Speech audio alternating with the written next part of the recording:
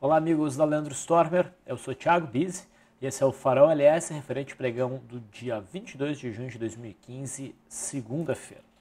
Sexta-feira nós não tivemos farol, então estamos retomando hoje. Vamos às movimentações do nosso mercado, começando pelo índice Bovespa. Na sexta-feira o mercado apresentou um movimento corretivo, então ele não se definiu. Na quinta a gente teve um candle forte de alta, testando aqui essa zona de resistência dessa congestão. O mercado não se definiu na sexta-feira. Hoje balançou novamente, agora deixando um candle de, novamente um candle de caráter baixista. Sexta-feira um candle preto, hoje uma estrela cadente, testando a zona de resistência, e naquele tipo de cenário onde a média móvel de 21 períodos está próxima e inclinada para baixo. Então, isso aqui poderia ser considerado um ponto de entrada para um trade de correção a favor da tendência que é de baixa. Então a gente tem um zigue-zague descendente, aqui temos uma congestão, né, que tem viés baixista, o mercado testa a resistência à congestão e nos oferece candles com conotação baixista. A perda mínima de hoje poderia então detonar um movimento de queda em busca do suporte dessa congestão, e o viés favoreceria o rompimento para baixo dessa congestão. Tá? Uma operação ali é um pouquinho mais arrojada. Uma operação mais conservadora seria esperar realmente o mercado se definir para algum lado, seja pelo rompimento dessa resistência para cima ou do rompimento de suporte para baixo. Como a gente já vem dizendo em faróis anteriores, né, o nosso mercado conseguiu evoluir de uma forma e criar um cenário onde tanto um rompimento para cima quanto um rompimento para baixo teriam características técnicas, do ponto de vista da análise gráfica, muito favoráveis ao movimento amplo. A gente não tem resistências à frente, nem para cima, nem para baixo. A gente não teria esticado nem para cima, nem para baixo. Então, é um cenário bem interessante. A gente está aqui ansioso, esperando o mercado se definir de uma vez. Bom, no intraday, a gente segue olhando o WinQ15. Esse aqui é o gráfico diário do WinQ15. A gente opera ele há pouco tempo. No intraday, o que a gente teve hoje? A gente teve uma abertura em gap de alta, o mercado tentou a formação de um primeiro movimento, não conseguiu romper esse primeiro movimento. Na tentativa, beliscou a resistência da quinta-feira passada, que fazia o topo aqui, importante no intraday, e a resposta a esse teste é uma barra elefante baixista. Essa barra elefante foi acionada, mas o alvo não foi alcançado. O mercado se aproximou aqui da linha d'água, acabou invertendo, e pelo meu modelo aqui de stop, pela média móvel de 9, gerou um stop muito próximo do ponto de entrada e custou algo próximo a 150 pontos. Depois disso, não teve nenhum outro sinal para entrada. O mercado ficou operando de forma bastante chata, né? E ao longo de todo o pregão também não se enquadrou em nenhum tipo de trade dentro do método Leandro. Então, guardamos o pregão de amanhã. No mercado americano, o Dow Jones aqui vai demonstrando força. A gente teve um candle baixista na sexta-feira que foi ignorado, né, no pregão de hoje. Então isso mantém a possibilidade da movimentação altista, né, até seria a maior probabilidade, eu diria. O mercado americano está bem sem direção também, operando dentro de uma congestão, e cada vez mais vai se tornando mais interessante, talvez mais recomendável tomar decisões no mercado americano somente depois do rompimento de uma dessas duas grandes estruturas da congestão, né? O suporte aqui embaixo, essa resistência aqui. O S&P 500 futuro, basicamente o mesmo cenário, tem um viésinho até um pouco mais altista que o Dow Jones, também está próximo da resistência do próprio topo histórico, e precisa aqui de uma definição. O mercado entre esse patamar e esse patamar opera de forma meio errática, tem que esperar ou rompimento para cima ou rompimento para baixo, para tomar aí um rumo a esse mercado. O viés é altista e o rompimento para cima, na minha percepção, teria mais impacto nos preços do que um rompimento para baixo. O rompimento para baixo talvez só delongasse um cenário de congestão de mercado lateral. O dólar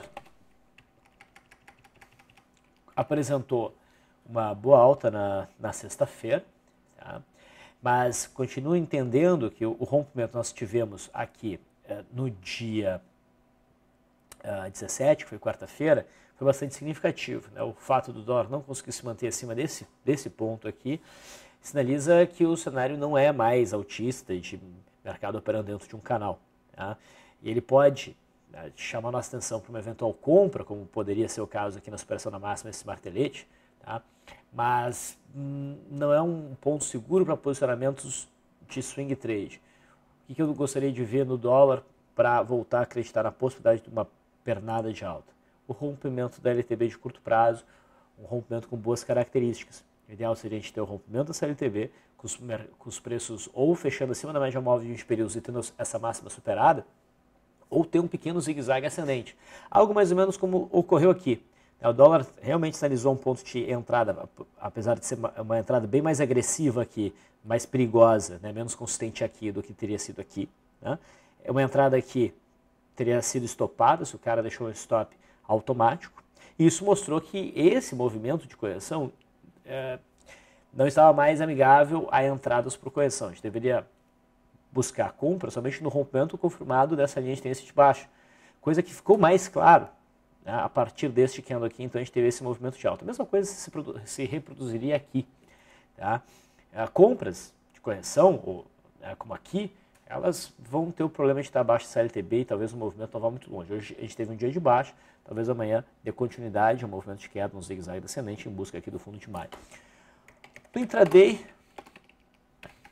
o dólar abriu logo abaixo da linha d'água, fez uma movimentação baixista e depois acabou invertendo a movimentação, mas não se enquadrou em nenhum tipo de setup, né, pelo meu modelo.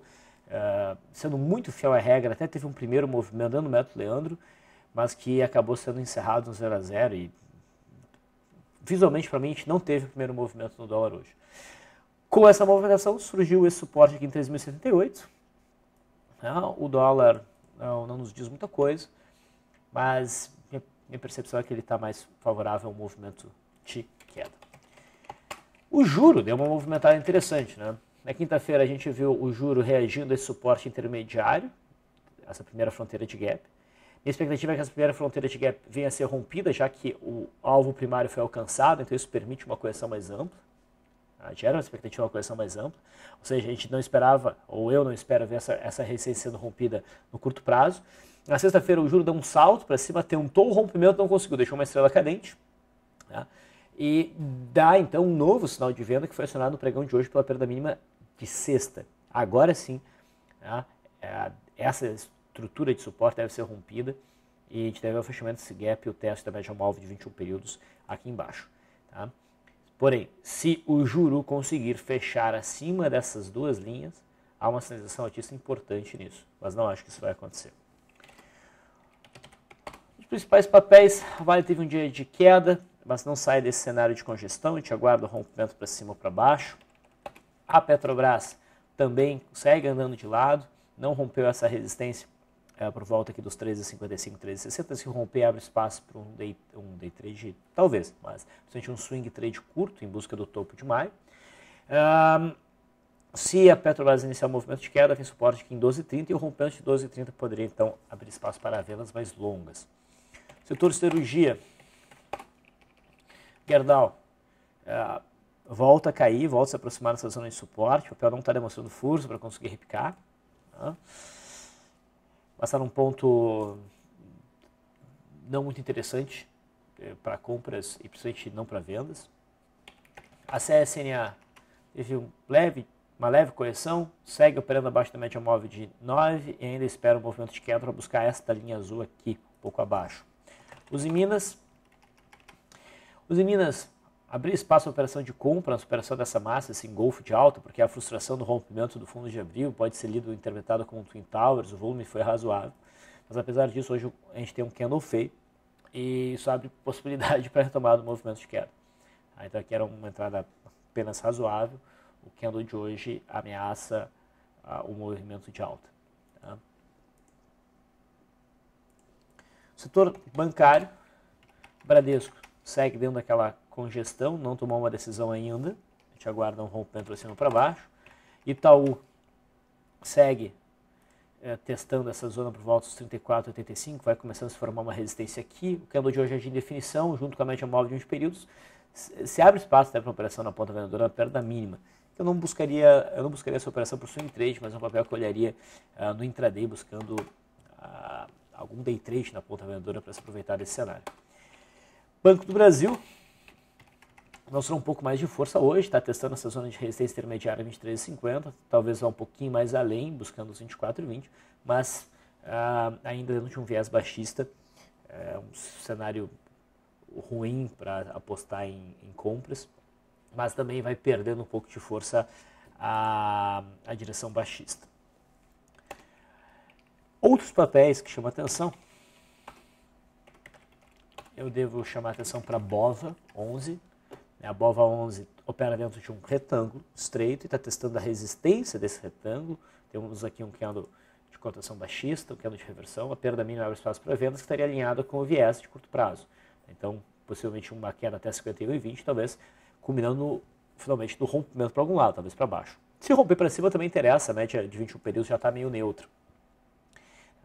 Esse cenário se repete no próprio índice Bovespa, ou no BRX100, e a gente poderia até buscar um trade desse sentido também no próprio índice, no futuro.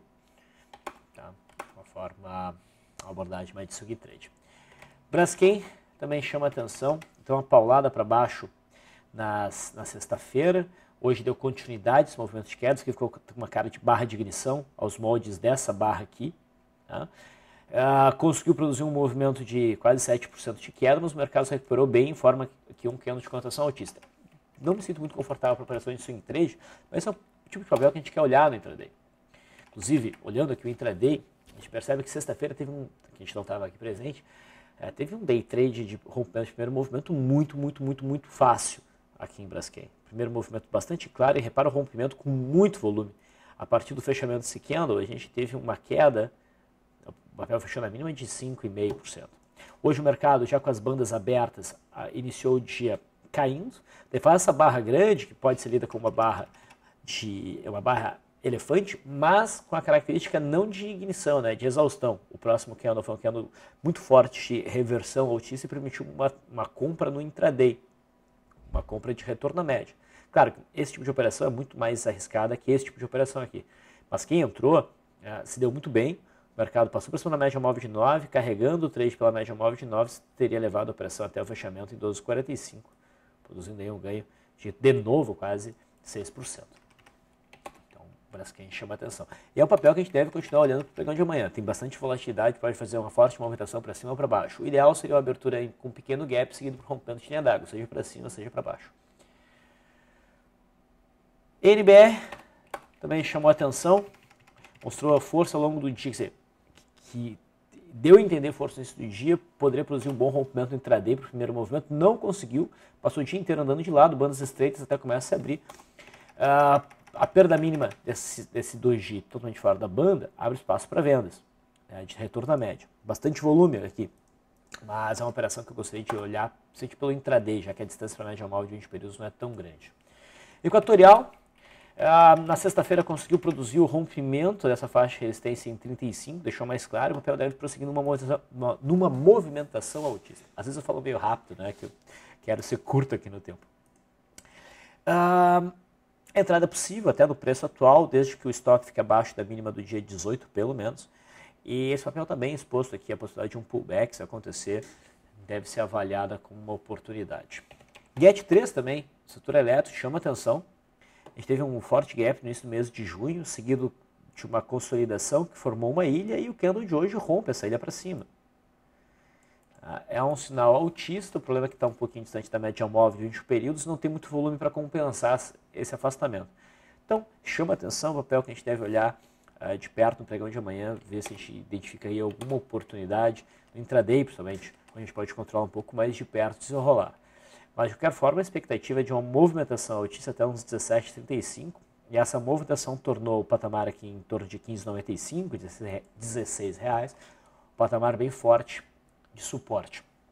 MDA3 gera um rompimento baixista hoje, rompeu aqui o suporte em torno de 85,50 e sinaliza, então, uma grande chance de seguir em queda, buscando a zona entre 80, com uma redonda aí, 81, até uns 79,50. Essa região seria o alvo. É um rompimento que me parece bem interessante. Marfrig, está aqui um bom exemplo de como é bom usar stop. Marfrig gerou uma venda tecnicamente bem consistente no dia 8. Tá? e acabou estopando a partir do dia 11, principalmente. E depois disso, o papel foi fazendo um movimento de alta, de alta, de alta, de alta. E depois do fechamento do dia que teria estopado, o papel chegou a bater uma alta de 36% hoje. Né?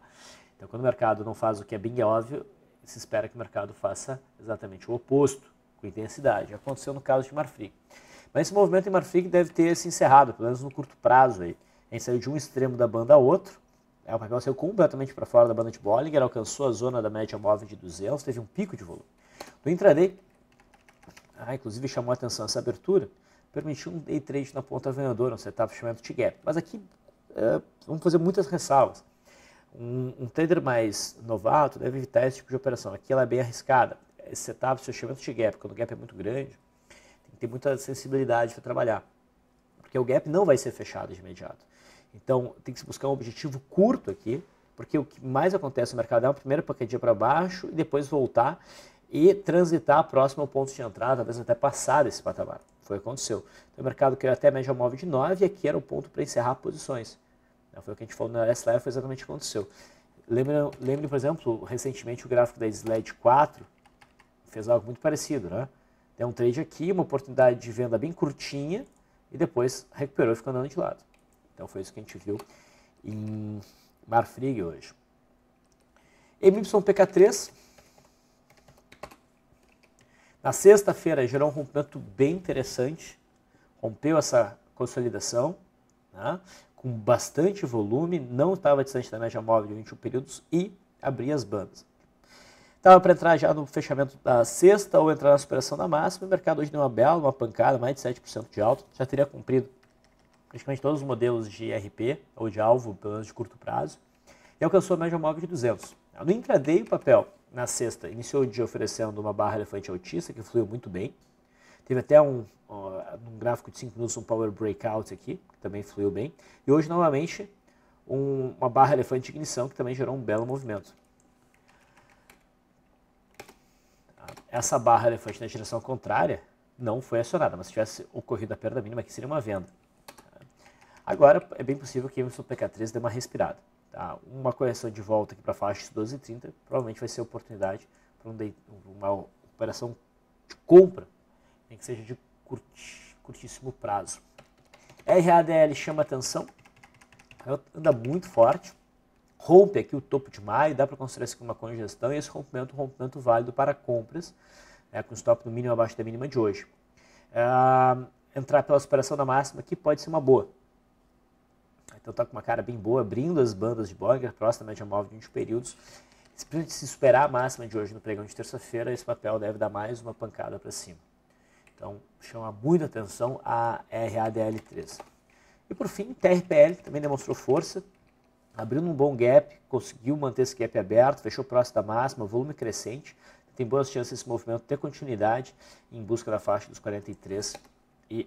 No mínimo é um papel para a gente acompanhar no intraday.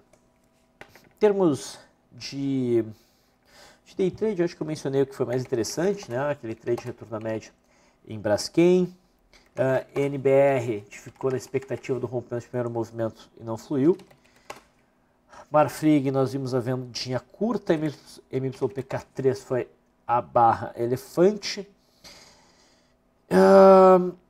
O que eu queria ver no dólar, vou mencionar aqui, é algo que o SUSB5 fez na sexta-feira. Conseguiu romper essa LTB de curto prazo dentro de um viés altista e hoje houve a superação dessa máxima. Então, em termos de swing trade, espero que o mercado agora dê continuidade a um movimento de alta.